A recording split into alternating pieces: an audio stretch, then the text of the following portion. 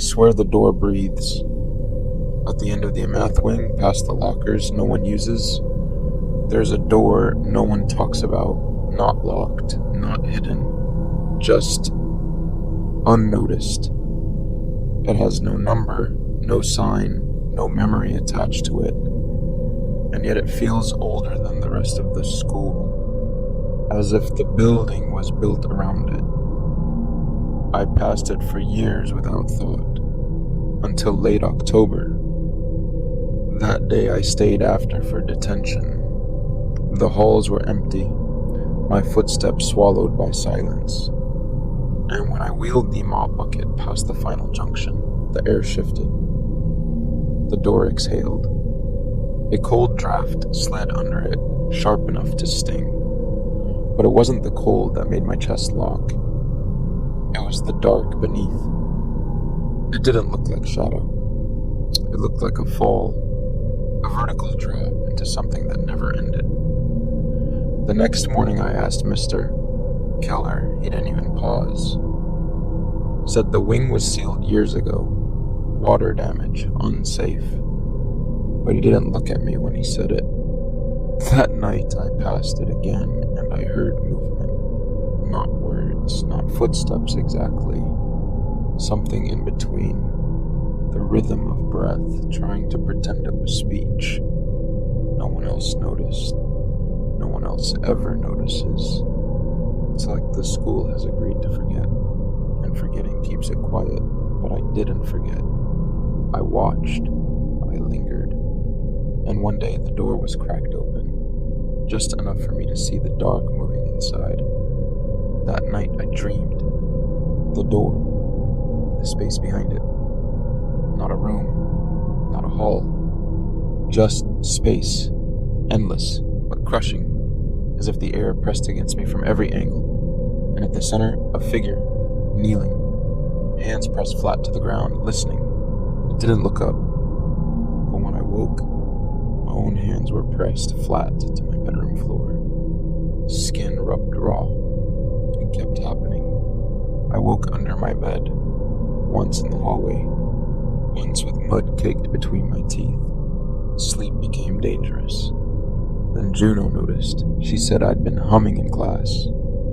Not a tune, just a constant drone, like wires vibrating. She said it made her eyes water. I never heard it. The last time I saw her, she whispered, "It's still open, isn't it?" I asked how she knew. Her answer, "Because it came through." She hasn't been to school since.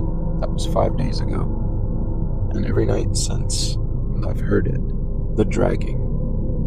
Moving from room to room. Not fast, not curious. Just inevitable. Like it already knows where I sleep. I've blacked out twice. Once in the library, once in gym. Each time I woke holding something strange. A splinter of rotted wood. A strip of rusted metal. Once, a moth so brittle it collapsed in my palm. They all smelled the same. Old water, dry rot, the inside of something buried too long. Yesterday, I returned to the math wing.